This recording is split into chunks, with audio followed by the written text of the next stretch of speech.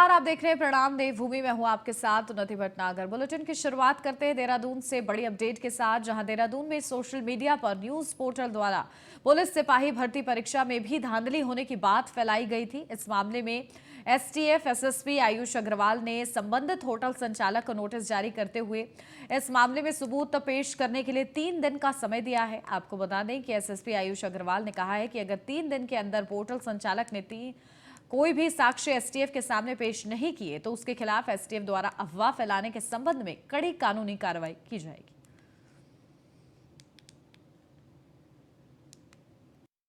Social media platforms और portals के माध्यम से कई बार ऐसी अफवाहें सामने आ रही थी कि पुलिस कांस्टेबल भर्ती का जो एग्ज़ाम हुआ था उसमें भी लोगों ने आरोप लगाया कि अनियमितता हुई है, जबकि उससे संबंधित कोई भी साक्ष्य साथ में उपलब्ध नहीं कराए गए थे।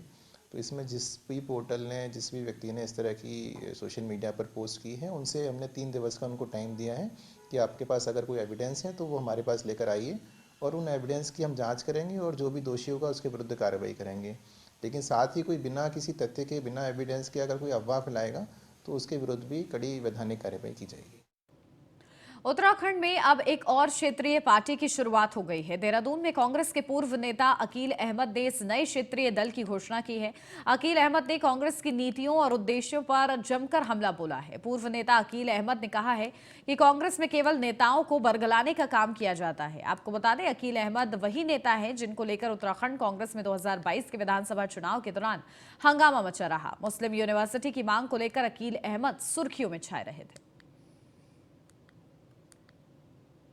मुद्दे ही मुद्दे हैं यहाँ पे। जो है 5 साल जो है कांग्रेस की सरकार, तो 5 साल बीजेपी की सरकार, दोनों पार्टियों ने इस प्रदेश को लूटने का काम किया है। अगर आज यहाँ की युवाओं ने, यहाँ की महिलाओं ने उत्तराखंड राज्य बनने के लिए अपने प्राणों की आहुति दी, उनका एक जो है तो आस थी उनकी, जो है कि हमारे बच्चे पढ़ लिख के उनको रोजगार मिलेगा, लेकिन रोजगार कहीं नहीं है। बेरोजगारी चरम सीमा पे है। 22 साल जो है हो चुके उत्तराखंड राज्य बने, लेकिन इन 22 सालों में जो है इन्होंने कोई साधन जो है रोजगार का नहीं बनाया। महंगाई चरम सीमा पे है, आसमान छू रखी है, हर चीज़ महंगी है। एक गरीब व्यक्ति का जीना, बच्चों को पढ़ाना, एजुकेशन इतनी महंगी है, मुश्किल हो गया है जो है। देहरादून में सरकार ने 2023-24 के आम बजट को लेकर तैयारियां तेज कर दी हैं। सरकार की माने तो इस बार रोजगार और आजीविका को बढ़ाने पर फोकस किया जाएगा। बजट में पशुपालन, मत्स्य, कृषि, सामाजिक विकास की योजनाओं पर पिछले साल की तुलना अधिक बजट की व्यवस्था सरकार कर सकती है। आपको बता दें, बीजेपी प्रदेश अध्यक्ष महेंद्र भट्ट का कहना है कि प्रदेश सरकार आम बजट को लेकर तैयारी कर रही है। बजट बेहतर तरीके से बने, इसके लिए आम लोगों का सुझाव भी लिया जाएगा। उनका कहना है कि बजट में महिलाओं, किसानों, नौजवानों के साथ आजीविका विकास पर सबसे ज्यादा फोकस करने का प्लान तैयार किया गया है। निश्चित रूप से, क्योंकि हमारे वित्त मंत्री जी ने पिछले वर्ष का बजट हो, चाहे जनता के सुझाव पर आधारित है। हमें मान के चलते हैं कि उत्तराखंड के अंदर हमारी आय के संसाधन है वो किस रूप में बढ़ाया जाए, एक पक्ष भी रहेगा। इसके साथ साथ बजट से यहाँ के युवाओं, महिलाओं और जो हमारे काश्तकार, खासतौर पर मोटे अनाज के पूरे भारतवर्ष के अंदर महत्व देने का मोदी जी ने किया है, और मोटे अनाज का और परंपरागत खेती का केंद्र उत्तराखंड बने, इस दिशा में हम सबका प्रयास है। इस दृष्टिकोण से अच्छे बजट का प्रावधान इस क्षेत्र में किया है। देहरादून में बीजेपी के पूर्व केंद्रीय मंत्री रविशंकर प्रसाद की प्रेस कॉन्फ्रेंस हुई। इस दौरान बीजेपी प्रदेश अध्यक्ष, वित्त मंत्री, शिक्षा एवं स्वास्थ्य मंत्री भी मौजूद रहे, जिसमें केंद्रीय बजट की खूबियों को जन जन तक पहुंचाने के उद्देश्य से रोड मैप तैयार किया जा रहा है। पूर्व केंद्रीय मंत्री रविशंकर प्रसाद ने कहा है कि केंद्र सरकार द्वारा योजना बनाई गई है। मंत्री सभी राज्यों में जाकर बजट के बारे में विस्तार में जानकारी दें। उन्होंने कहा, यह बजट भारत को एक विकसित राष्ट्र बनाने का संकल्प है। साथ ही उन्होंने ये भी कहा है कि पाकिस्तान लोन के लिए आईएमएफ के सामने कटोरा लेकर खड़ा है और आईएमएफ भारत की इकोनॉमी को मील का पत्थर मान रहा है।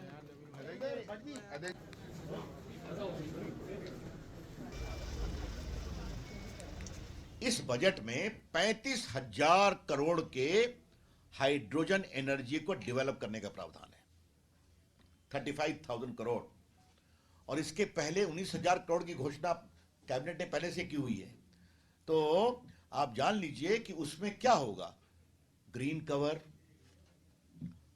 पर्यावरण के विकास, पोल्यूशन को कंट्रोल करना, तो ये सब तो उसी का पार्ट है ना।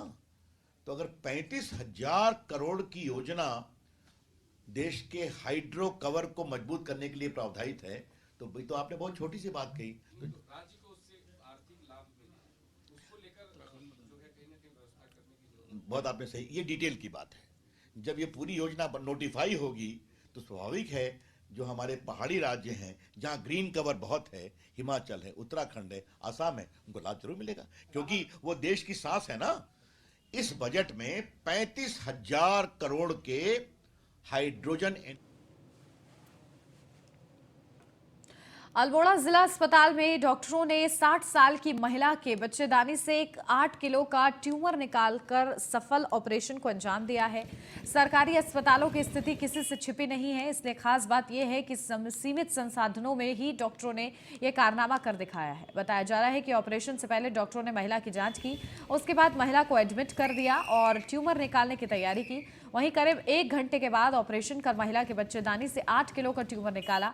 आपको बता दें, इस ऑपरेशन को जिला अस्पताल के पीएमएसएन सर्जन डॉक्टर पीके सिन्हा और general surgeon doctor Saurabh Singh ने लीड किया है। एक महिला है, करीबन 70 साल के लगभग उम्र इसका है। इसके बच्चेदानी में गांठ करीब 10-12 साल से थे। इसके कारण इसे काफ़ी पेशाब में परेशानी होती थी। पेशाब की थैली आंत चारों तरफ से प्रेशर दबा हुआ था और चिपके हुए थे। तो इसे तो पहले तो कुछ लोगों ने इसको बाहर रेफर कर दिया, फिर हमारे पास आया तो मैंने इसका आज ऑपरेशन किया। ये अल्मोड़ा की हैं। कितना बड़ा कीमत? लगभग 8 kg। लक्सर में खानपुर और लक्सर के विधायक रह चुके कुंवर प्रणव सिंह चैंपियन खेड़ी कला नामक गांव पहुंचे, जहां कुंवर प्रणव सिंह चैंपियन ने प्रादेशिक स्तर पर सामान्य ज्ञान प्रतियोगिता में प्रथम स्थान पाने वाली मुस्कान चौधरी नामक छात्रा को पुस्तकें भेंट करते हुए उसे सम्मानित किया गया। इस दौरान कुंवर प्रणव सिंह ने कहा कि वह सम्मान के रूप में मिठाई या फिर धनराशि से भी पुरस्कार के रूप में उन्हें नवाजा जा सकता है, मगर उन्होंने प्रथम स्थान प्राप्त छात्रों को सम्मान देने के लिए ज्ञानवर्धक पुस्तकें भेंट की हैं, ताकि भविष्य में उन्हें एक कारगर मार्गदर्शन प्राप्त हो सके।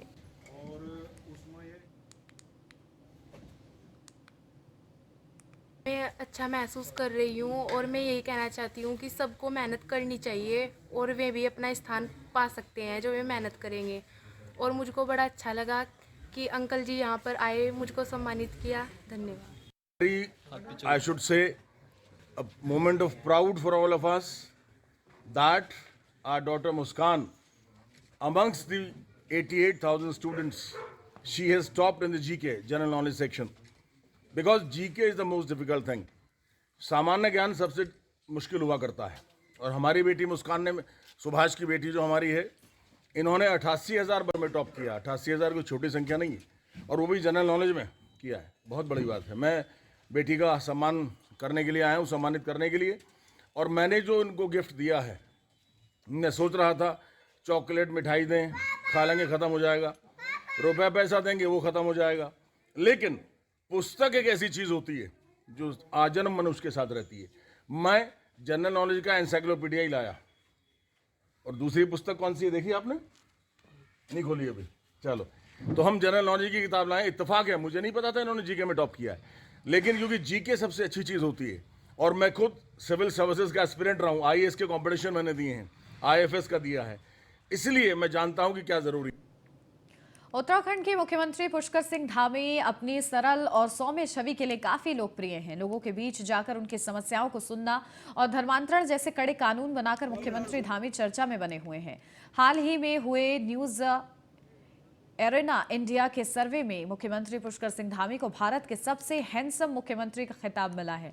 न्यूज एरेना ने यह सर्वे 4 मुख्यमंत्रियों के बीच करवाया था, जिसमें पंजाब के मुख्यमंत्री भगवंत मान, आंध्र प्रदेश के मुख्यमंत्री जगन मोहन रेड्डी और गोवा के मुख्यमंत्री प्रमोद सावंत के नाम शामिल थे, जिनमें मुख्यमंत्री धामी 38% वोटों के साथ पहले स्थान पर रहे। वहीं गोवा मुख्यमंत्री 32% वोटों के साथ दूसरे स्थान पर रहे। आंध्र प्रदेश के मुख्यमंत्री जगन मोहन रेड्डी तीसरे और पंजाब के मुख्यमंत्री भगवंत मान चौथे स्थान पर रहे।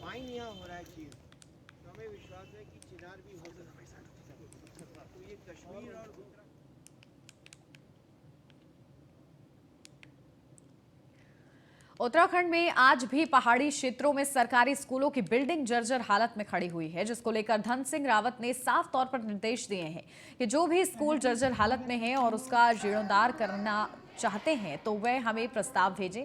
जीर्णोद्धार के लिए पैसे की कमी हमारे पास नहीं है, तुरंत ही उसका जीर्णोद्धार कराया जाएगा। इसके साथ ही उन्होंने अवैध स्कूलों पर कार्रवाई करने की भी बात कही है। साथ ही उन्होंने कहा है कि यदि कोई भी स्कूल अवैध मिलता है तो उस पर कड़ी से कड़ी कार्रवाई की जाएगी। फिलहाल वो वहाँ पर निश्चित रूप से, क्योंकि हमारे वित्त मंत्री जी ने पिछले वर्ष का बजट हो चाहे इस वर्ष का बजट हो, जनता के सुझाव पर आधारित है।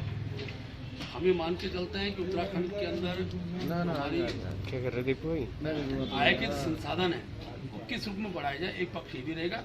इसके साथ साथ बजट से यहाँ के युवाओं, महिलाओं और जो हमारे काश्तकार खासतौर पर मोटे अनाज के पूरे भारतवर्ष के अंदर महत्व देने का मोदी जी ने किया है और मोटे अनाज का और परंपरागत खेती का केंद्र उत्तराखंड बने, इस दिशा में हम सबका प्रयास रहेगा। इस दृष्टिकोण से अच्छे बजट का प्रावधान इस क्षेत्र में किया जाएगा। देहरादून में कोऑपरेटिव बैंक में ऋण के नाम पर गबन करने वाले पूर्व मैनेजर नरेंद्र शर्मा के साथ 2 अन्य लोगों के खिलाफ कोतवाली शहर में मुकदमा दर्ज हुआ है। दरअसल कोऑपरेटिव बैंक के मैनेजर मखूराम प्रसाद ने कोतवाली में एक तहरीर दी है। तहरीर के मुताबिक पूर्व मैनेजर ने फर्जी एड्रेस पर 17 लोगों को लोन दिलवाया है, जिसकी विभागीय जांच के बाद पूर्व मैनेजर को निलंबित कर अब मामले में मुकदमा दर्ज किया गया है। वहीं इस पूरे मामले की जानकारी देते हुए एसपी सिटी सरिता डोभाल का कहना है कि मामले में गंभीर धाराओं में मुकदमा दर्ज हुआ है, जिस पर जांच की जा रही है।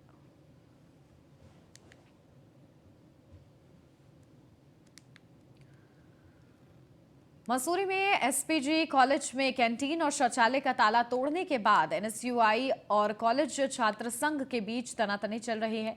छात्र संघ ने कैंटीन और शौचालय का ताला तोड़ने पर एनएसयूआई के खिलाफ कार्रवाई की मांग की है।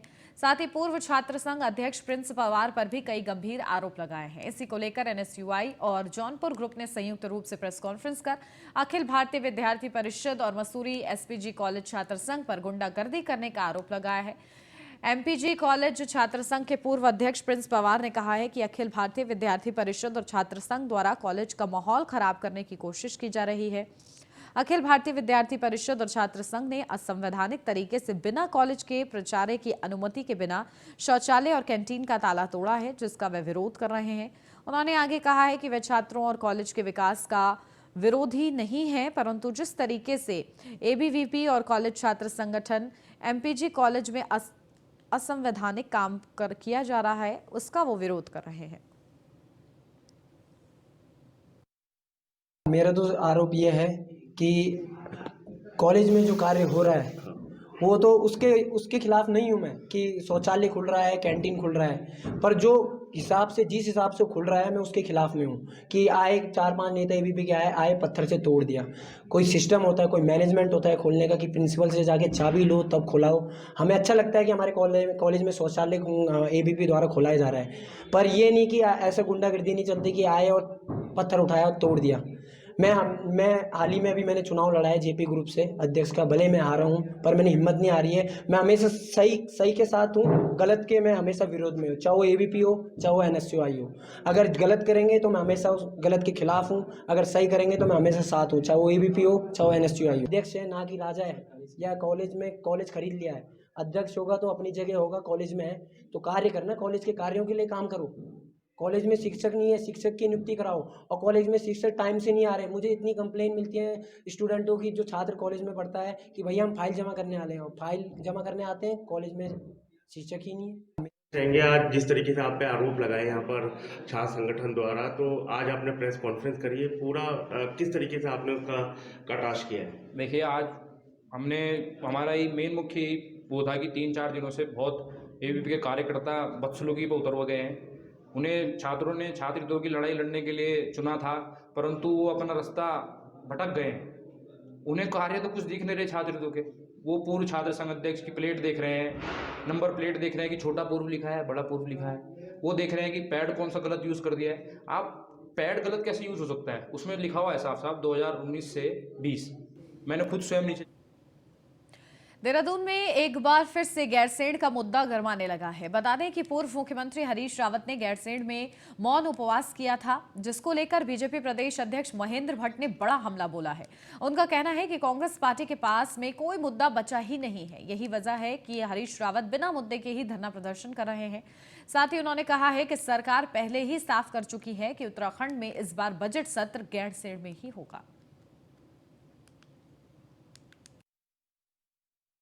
सरकार ने पूरी तरह स्पष्ट किया है कि इस वर्ष बजट सत्र जो है गैरसैंण में होगा।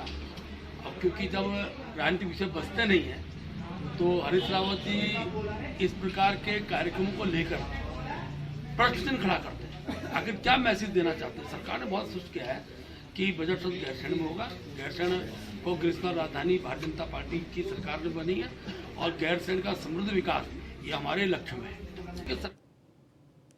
हरिद्वार से अब खबर। हरिद्वार में उत्तराखंड लोक सेवा आयोग पटवारी पेपर लीक मामले के बाद जेईई परीक्षा को लेकर लगातार मुख्यमंत्री पुष्कर सिंह धामी को शिकायतें मिल रही थी। मुख्यमंत्री के आदेश के बाद हरिद्वार एसआईटी द्वारा मामले की जांच की गई है और कनखल थाने में 9 लोगों के खिलाफ मुकदमा दर्ज किया गया है। एसआईटी ने इस मामले में बड़ी कार्रवाई करते हुए 3 आरोपियों को गिरफ्तार किया है, जिनके पास से 7 लाख रुपए और कई दस्तावेज भी बरामद किए गए हैं। वहीं हरिद्वार एसएसपी अजय सिंह का कहना है कि उत्तराखंड लोक सेवा आयोग की जेईई परीक्षा में अनियमितता मिलने के बाद मुख्यमंत्री पुष्कर सिंह धामी के आदेश पर 3 तारीख को कनखल थाने में मुकदमा दर्ज किया गया था। इसमें 3 आरोपियों को गिरफ्तार किया गया है। तीनों आरोपियों के पास से 7 लाख रुपए भी बरामद किए गए हैं। साथ ही कुछ दस्तावेज भी मिले हैं। आरोपियों को न्यायालय में पेश किया गया है।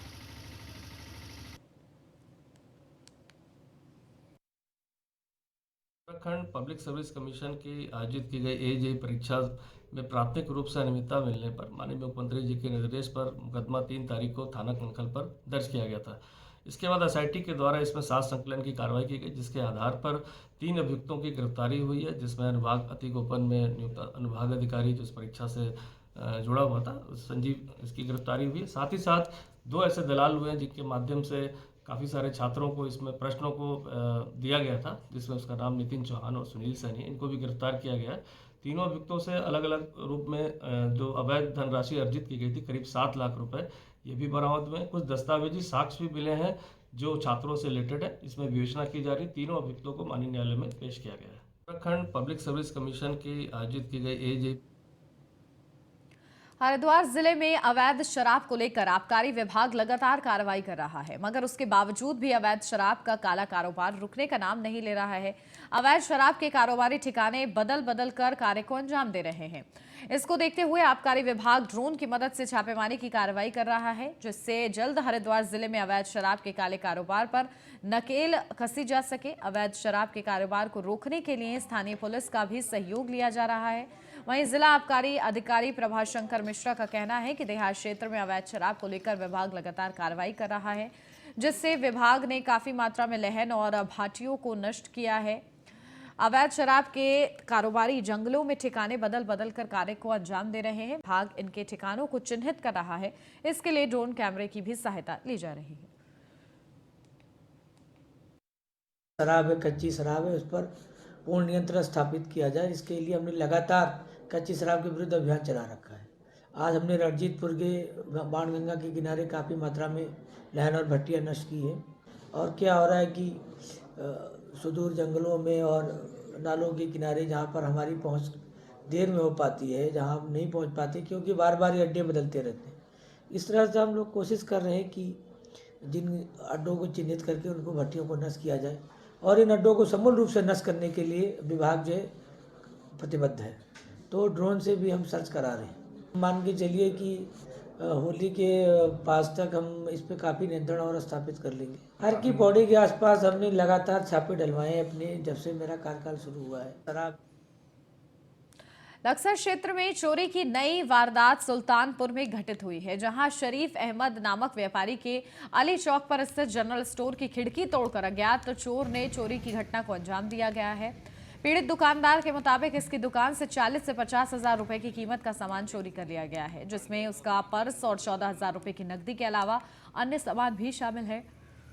वहीं इस पूरे मामले की शिकायत और तहरीर के जरिए पुलिस को कर दी गई है, जिस पर पुलिस ने अज्ञात चोर की तलाश के साथ मामले की जांच पड़ताल शुरू की है।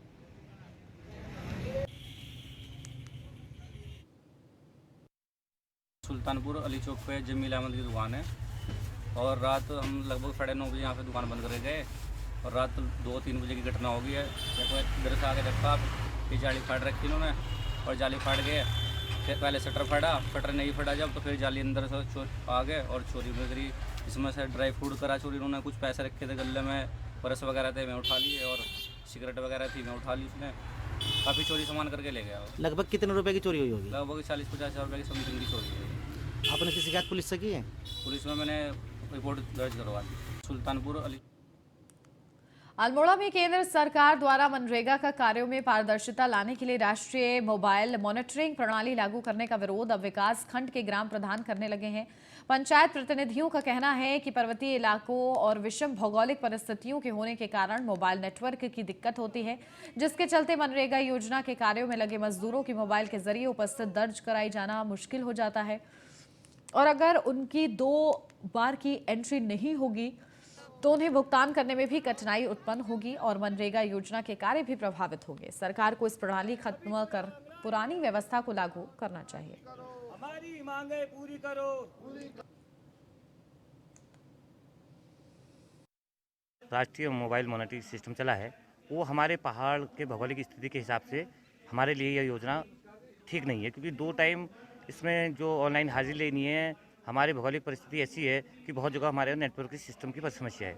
इस वजह से अगर माना हमारा लेबर आ जाता है और लेबर आ गया और एक टाइम का उसकी हाजिरी हो गया और सेकंड टाइम में उसकी हाजिरी नहीं हुई और वो तो अपना पूरा दिन लेगा, लेकिन हमें सरकार आधा ही पैसा देगी और जब नहीं आएगा, अगर वो आदमी हम घर गाँव से 2-3 किलोमीटर दूर गया है काम में और उसका वहाँ हम सुबह भी नहीं आया तो उसका दिन तो बर्बाद हो गया, हमें उसको पैसा देना पड़ेगा, लेकिन सरकार हमें उसका पैसा नहीं देगी। क्या मांग है आपकी? हमारी मांग है कि इसको जिस तरह से पूर्व में मनरेगा का कार्य चल रहे थे उसी तरह इसको क्रियान्वित किया। राष्ट्रीय मोबाइल मॉनिटरिंग सिस्टम हाजिरी वाला लगा रखा है इन्होंने कि 2 टाइम होगा, क्योंकि ऐसा है कि लेबर गांव का जो होता है वहाँ एक तो नेटवर्क चलता है, नहीं किसी में हमारे मोबाइल में पैसा भी नहीं होता है, किसी में हमारे पास वहाँ टाइम भी अवेलेबल नहीं है, क्योंकि अब मानो हमारा कोई ब्लॉक का काम हम यहाँ आए, अगर किसी ने हाजिरी नहीं ली तो उसकी पूरी दिन की दिहाड़ी जा सकती है, उसका यहाँ रिकॉर्ड नहीं हो सकता है। कल को सरकार यही कहेगी कि ऑनलाइन हमने हाजिरी मांगी थी भाई, जितने यहाँ आपकी हाजिरी आई उसी अनुसार आपका पेमेंट भी होगा, इसलिए हम इसका बहिष्कार करते हैं और ये देने में हम असमर्थ हैं।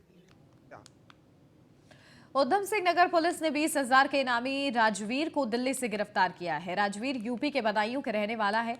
पुलिस राजवीर के आपराधिक इतिहास को खंगालने में जुटी हुई है।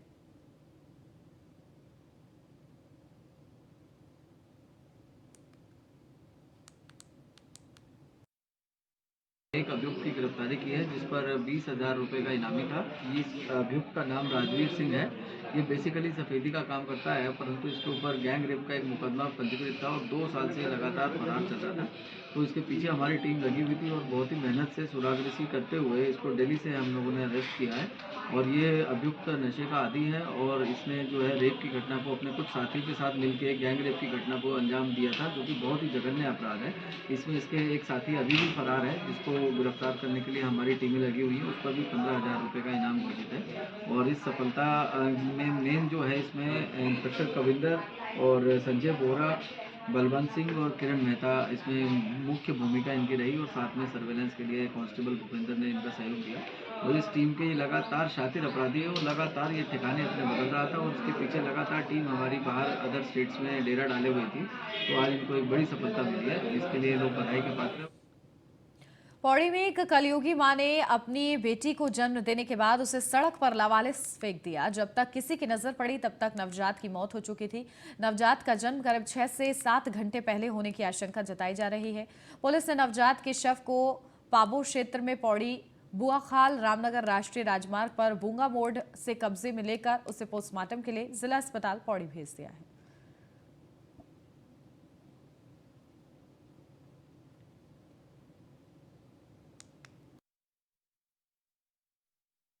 चौकी प्रभारी थे, वो गए और उन्होंने जो है उसमें डीएनए सैंपलिंग भी की गई है और उन्हें निर्देशित कर दिया गया है कि इसमें उचित धाराओं में मुकदमा पंजीकृत कर आगे की कार्रवाई करें। हमारे जो प्रत्येक थाने में महिला हेल्प डेस्क प्रभारी हैं और जो हमारी महिला कांस्टेबल्स तैनात हैं, उनके द्वारा भी लगातार जा के जो हमारे आंगनवाड़ी कार्यकर्ता हैं और अन्य के साथ गांव में जाकर जागरूकता फैलाई जा रही है। इसको थोड़ा और वृहद स्तर पर और लागू करने का हम प्रयास करेंगे।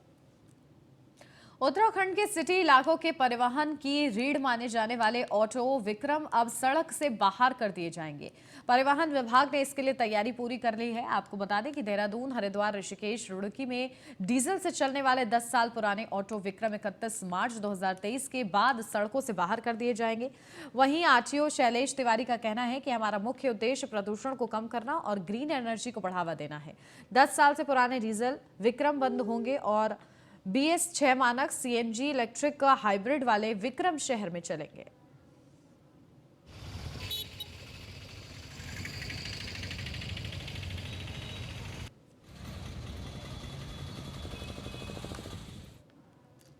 हमने जो अभी आपने देखा होगा कि हमारा मुख्य उद्देश्य है कि पॉल्यूशन को कम करना और ग्रीन एनर्जी को बढ़ावा देना। इस उद्देश्य से हम लोगों ने देहरादून शहर में जो विक्रम चल रहे हैं उनको रिप्लेस करने की बात हो रही है। उनके पास ऑप्शन है कि वो नई गाड़ी BS6 ले आए या इलेक्ट्रिक व्हीकल ले आए या CNG वाली गाड़ी ले आए। इसके लिए उनको टाइम दिया गया है। अगर कोई विक्रम 10 साल से पुरानी है तो उसके लिए 31 मार्च 2023 का टाइम दे रखा गया है और जो नए विक्रम हैं जो 10 साल से कम आयु वाले हैं उनके लिए 31 दिसंबर 2023 का टाइम नियत किया गया है। हमने जो और इसी के साथ इस बुलेटिन में भी बस इतना ही। आप बने रहिए न्यूज़ 1 इंडिया के साथ।